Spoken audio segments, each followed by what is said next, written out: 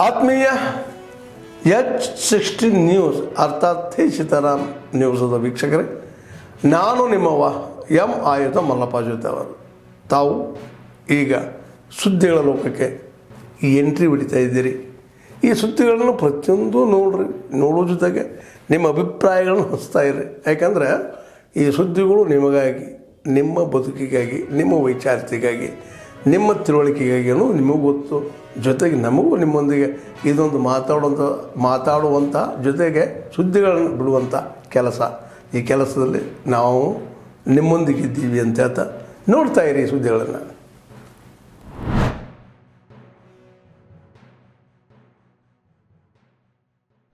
அரும்பாடுபட்டு வருகின்ற ஐஐடி மெட்ராஸினுடைய இயக்குனர் பேராசிரியர் திரு வி காமகோடி அவர்களே,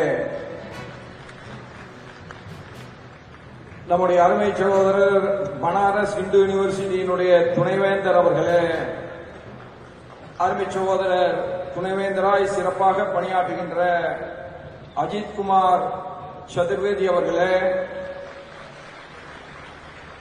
என் உயிரினும் மேலான எனது அருமை தமிழ் சகோதர சகோதரிகளே, உங்கள் அத்துணை பேருக்கும் மீண்டும் ஒரு முறை வணக்கத்தை உரித்தாக்கி,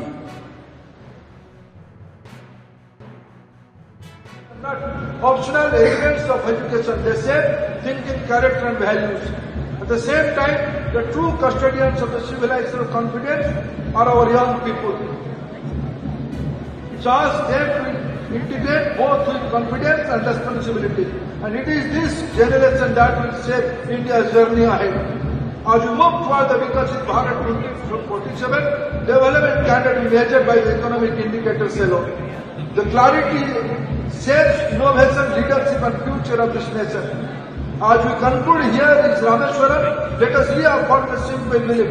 India's unity grows stronger when diversity is respected, knowledge is shared and civilization is carried forward with humility.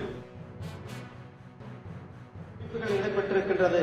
நாயன்மார்களில் ஒருவரான அப்பர் சுவாமிகள் என போற்றப்படும் திருநாவுக்கரசர் தமிழ் சிவபெருமானே வாரணாசியில் காசி விஸ்வநாதர் அருள் பளிப்பதாக நமக்கு வழிகாட்டி இருக்கிறார்கள். முருகபெருமானின் புகழ்பறிப்பு அருணகிரிநாதர் சுவாமிகள் அருளி செய்த திருப்புகளிலும் காசியை குறிப்பிட்டிருக்கிறார்கள்.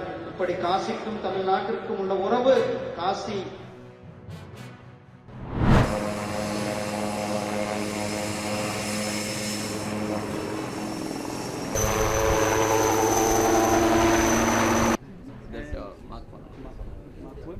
We have some easy to reach. Otherwise, a lot of systems go here.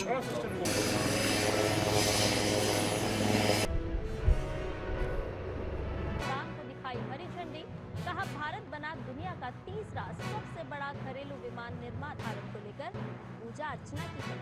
इस मौके पर उन्होंने नारियल चढ़ाकर helicopter Hindustan aeronautics limited HAL ने विकसित किया है। 6 से 14 सीटों वाला ये हेलीकॉप्टर पर्यटन, VIP परिवहन, आपदा और बाढ़ प्रबंधन के साथ साथ समुद्री अभियानों जैसे नागरिक कार्यों में सक्षम है। ध्रुव NG भारतीय सेना के लिए पहले से सफल साबित हो चुके एडवांस लाइट हेलीकॉप्टर ALH ध्रुव का नया और बेहतर वर्जन है। And I also to share the fact that HAL Hindustan Aeronautics Limited is supposed to be a bicycle riding on two wheels. One wheel is the defense, one wheel is the civil aviation. But you have to also realize that the bicycle design has gone through various changes over the years. If you had all seen the history, then you would remember the earlier design of the bicycle where one wheel is too big and one wheel was small. So like that, HAL for some time has been riding on the wheel of defense, taking a heavy load on the defense.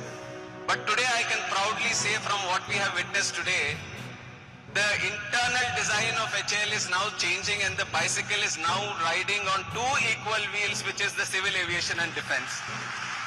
That is why it is a very even more proud of moment for me leading the civil aviation sector in the country. India, HAL itself has a target to diversify into civil and get a significant portions of our revenue from civil. So target is in the next 10 years we should reach about 25% of our turnover from civil market. So there are three components to this. One is the Dhruv NG, which will be the helicopter, the Hindustan 228, which is the Dornier, which is civil certified by DGCA, and we have it flying in Alliance Air in the Northeast. And the third is, of course, the SJ-100, which we have signed an MOU for producing a 100-seater aircraft. And in the future, these three components will be our mainstream drive towards increasing our civil revenues. So this is the path with which HAL is going, that we have this military capability as well as the civil, so that this becomes a future driver of our growth. ಮಂಡಳ ಕಲಬುರಗಿ ಶಾಖೆ ವತಿಯಿಂದ ಬರುವ ದಿನಾಂಕ 1/1/2026 ಸಂತ ನಿರಂಕಾರಿ 2ನೆಯ ವಾರ್ಷಿಕ ಆಧ್ಯಾತ್ಮಿಕ ಸತ್ಸಂಗ ಕಾರ್ಯಕ್ರಮವನ್ನು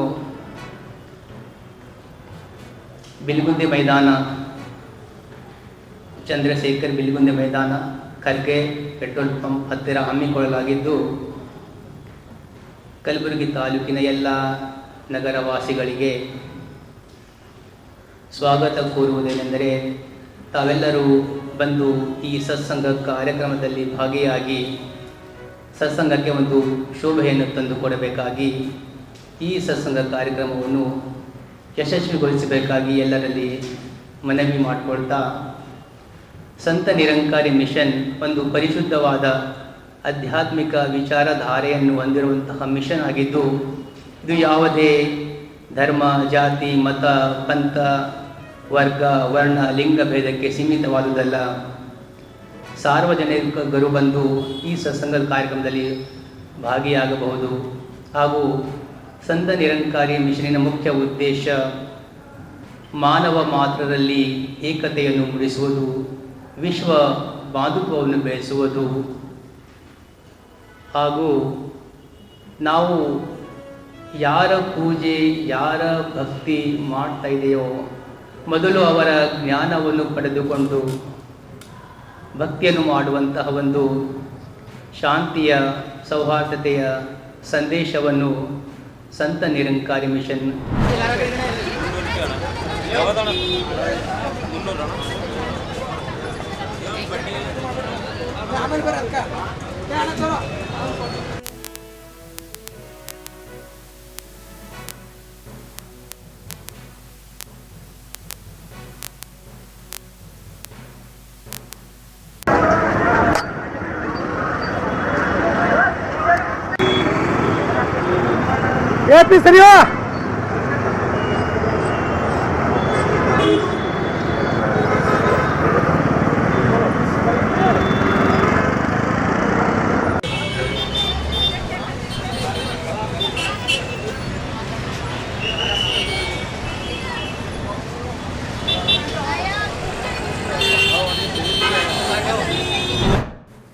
ಆತ್ಮೀಯರೇ, ಎಲ್ಲ ಸುದ್ದಿಗಳನ್ನು ನೋಡಿದ್ರಲ್ಲ, ಏನು ಅನಿಸ್ತು ನಿಮಗೆ?